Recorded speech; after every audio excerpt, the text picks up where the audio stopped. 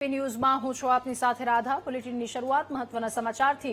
ગુજરાત એટીએસે પકડેલા આતંકવાદીઓ મામલે અનેક ખુલાસાઓ થઈ રહ્યા છે। શંકાસ્પદ આતંકીઓની હિલચાલના સીસીટીવી સામે આવ્યા। હોટેલ દિવ્યામાંથી બહાર નીકળતા એક આતંકી નજરે પડ્યો। મિત્ર સાથે બહાર નીકળતો નજરે પડ્યો હતો આતંકી બિલાલ શેરા। આરોપી મુખ્યત્વે હોટેલમાં કેશ પેમેન્ટ જ કરતો હોવાનું સામે આવ્યું છે।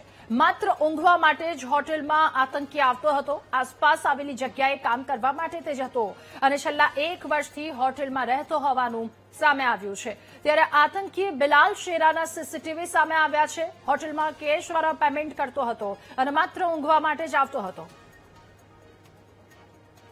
વધુ માહિતી મેળવીશું। સંવાદદાતા અનિતા આપણી સાથે ફોનલાઈન પર જોડાયા છે। અનિતા, 1 વર્ષથી આતંકી બિલાલ હોટેલમાં આવતો હોવાનું સામે આવ્યું, આ સાથે અનેક ખુલાસાઓ પણ થયા, શું વધુ વિગતો? જે ખાસો જે પ્રકારે જે જૈશે મોહમ્મદનો શંકાસ્પદ આતંકી જે બિલાલ શેરા છે તે અમદાવાદના કઠવાડા વિસ્તારમાં જે દિવ્યા પેલેસ નામની જે હોટલ આવેલી છે ત્યાં છેલ્લા 1 વર્ષથી રહેતો હોવાનો ઘટસ્ફોટ એટીએસની તપાસમાં થયો છે। આ જે આતંકી જે હતો તે આ હોટલમાં પીજી તરીકે રહેતો હતો અને દર મહિને 6,000 તે ભાડું ચૂકવતો હતો।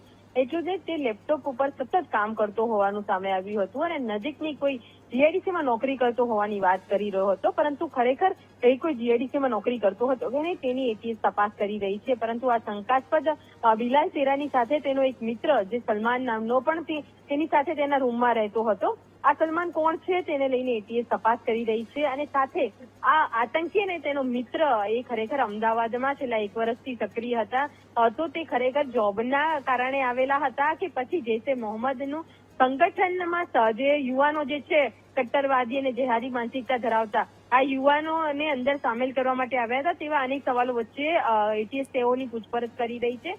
આ ઉપરાંત અત્યારે જે મોટા ખુલાસા એ પણ થયા છે કે આ જે આતંકીઓ જે હતા તે બોમ્બ બનાવવા માટેની પ્રક્રિયા તો કરી રહ્યા હતા, પરંતુ સાથે ઝેરી ગેસ બનાવવા માટેનું પણ તેઓ પ્રયાસ કરી રહ્યા હતા અને જે પ્રકારે જે તેઓની પાસેથી વિસ્ફોટક સામગ્રી જે એટીએસે જપ્ત કરી હતી જેમાં જે કાર્બન મોનોક્સાઇડ, મિથાઇલ જેવા જે દ્રવ્યો જે છે ઝેરી ગેસના તે પણ મળી આવ્યા છે। તો આ જે આતંકીઓને એક મોટું પ્લાન અને જે ષડયંત્ર હતું તેનો પર્દાફાશ અત્યારે ગુજરાત એટીએસ કરી રહી છે અને હાલ તો સીસીટીવી સામે આવતા જેમાં આતંકીની જે શંકાસ્પદ ગતિવિધિ છે તે નજરે પડી રહી છે।